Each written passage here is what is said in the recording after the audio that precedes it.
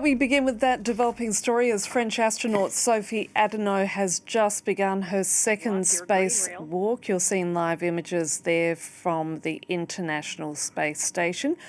Last week, she became the first ever French woman to complete the International Space Station spacewalk, and during that walk she took an antenna down, and now she's going to be helping install the replacement.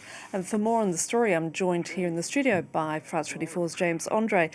Why this extra spacewalk, James? Well, this extra spacewalk because, as you probably know, any DIY project can go wrong and be more complicated than plans. And indeed, what has happened is that, yes, they've had many problems trying to dismantle this antenna from the ISS with bolts that were stuck, cables that wouldn't come out or get detached, with connectors that had basically, become seized in. And this took a lot more time than initially planned. So during that first spacewalk, where they had to interrupt the operation and simply stop at having dismantled the previous aerial, and now they will be putting a new antenna up. Hopefully this is the objective of this mission, and if there is any extra time, they will also potentially be replacing a retro reflector, which is an element that helps guide the space station and other space vehicles in the vicinity. And so that is something that would be an extra job if there is any time left. But for now, the primary target is to manage to change this antenna.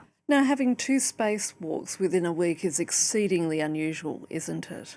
It is unusual because it's simply very physically taxing to be out there. The conditions are extremely difficult, and the suit itself is, very difficult to manipulate and maneuver. The suit itself is 250 kilograms. You've got to realize that the whole upper part of it is rigid. That, for example, if you take the gloves, basically closing your hand around a tool, for example, is like pressing a tennis ball and trying to compress it. So it's very, very difficult. Sophie Adenot, even herself, as she came out of the previous spacewalk just last week, this was last week to the hour pretty much, said that it was like being run over by a car, I quote, basically saying that she had a lot of, her muscles were very sore on the next day. It's very, very physically difficult. So, of course, two spacewalks just with 1 week apart is a lot.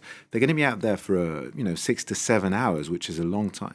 During those 6 and 7 hours, well, you can't go to the toilet, you cannot eat, you can drink, but that's pretty much it. So, of course, yes, it takes a lot of training. Sophie Adenot spent over 150 hours in pools training for this, and it is very, very difficult, and it's also quite dangerous.